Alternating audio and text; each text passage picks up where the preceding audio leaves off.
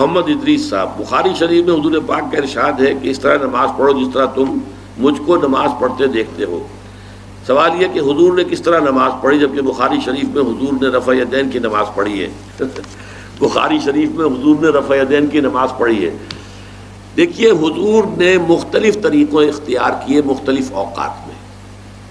اب صحابہ کا طرز عمل یہ ہوتا تھا کہ مثلاً ایک روایت آتی ہے کہ ایک صحابی حضور سے ملنے آئے، کوئی بدوی تھے، دیہات کے آدمی تھے۔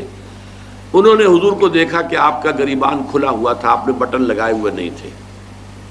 پھر انہوں نے ساری عمر اپنے گریبان کے بٹن نہیں لگائے کہ میں نے محمد کو اس طرح دیکھا ہے صلی اللہ علیہ وسلم۔ اب یہ ان کا جذبہ ہے، ان کی نیکی ہے، اتباع کا جذبہ ہے۔ یا ایک سفر میں کسی نے دیکھا کہ حضور ایک درخت کے نیچے سے ہو کر گزرے، اب وہ جب بھی جاتے تھے ادھر اس کے نیچے سے ہو کر گزرتے تھے، چاہے اس کی کوئی مقصد نہیں، لیکن یہ بھی ایک اتباع کا جذبہ ہے۔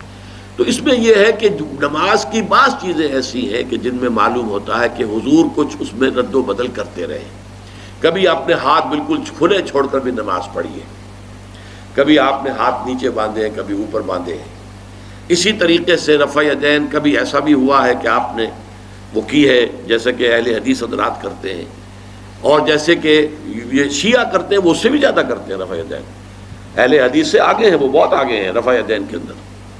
اور ایک رائے یہ ہے کہ حضور نے آخری زمانے میں آ کر سارے رفع یدین چھوڑ دیے تھے سوائے یہی جو تکبیر تحریمہ کے وقت ہے۔ اب یہ روایات، اب یہ بحث ہو جائے گی علمی، کس روایت کا کیا مقام ہے، کس کی کیا حیثیت ہے۔ بخاری شریف میں جو روایت ہے وہ یہی ہے رفع یدین کی، جو آپ صحیح کہہ رہے ہیں، لیکن یہ کہ بخاری شریف واحد کتاب تو نہیں ہے حدیث کی۔ مصنف عبد الرزاق ایک کتاب ہے، اور اسی طریقے سے اور اس میں یہ کہ امام مالک کے پیروکار، حالانکہ امام مالک مدینے کے دارالہجرہ کے امام ہیں، وہ رفع یدین نہیں کرتے۔ امام شافعی کے کرتے ہیں، امام مالک کے نہیں کرتے، امام ابو حنیفہ کے نہیں کرتے۔ تو ان چیزوں میں بہت زیادہ پریشان ہونے کی ضرورت نہیں ہے۔ اصل جو معجزہ ہے حضور کا اور اسلام کا وہ یہ ہے کہ 1400 برس گزر گئے لیکن نماز کے ضمن میں اتنا اختلاف نہیں ہے کہ تمام مسلمان باجماعت نماز نہ پڑھ سکیں۔ دیکھیے، رفع یدین کرنے میں جماعت ٹوٹی نہیں، آپ نے کیا یا نہیں کیا، جماعت کی فارمیشن برقرار رہی۔ فرض کیجئے کوئی شخص یہ سمجھتا کہ پہلے سجدہ ہے پھر رکوع ہے،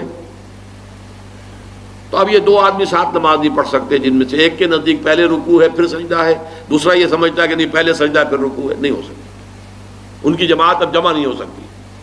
یا کسی کا یہ خیال ہو کہ جیسے ہر رکعت میں رکوع ہے کہ سجدہ بھی ایک ہے، وہ ایک سجدہ کر کے کھڑا ہو جائے۔ اب ظاہر بات ہے دوسرا شخص جس کے نزدیک دو سجدے ہیں وہ ایک اور سجدہ کرے گا، فارمیشن ٹوٹ گئی، اب وہ ساتھ نماز نہیں پڑھ سکتے۔ 1400 برس بیت گئے، مشرق بعید سے مغرب بعید، پوری دنیا، آج تو کوئی کونا ہے ہی نہیں جہاں مسلمان نہ ہو، لیکن جو سالڈ مسلمان جو ہیں وہ تو آپ سمجھیے کہ انڈونیشیا سے لے کر موریتانیہ تک تو مسلمانوں کی کتنی بڑی تعداد۔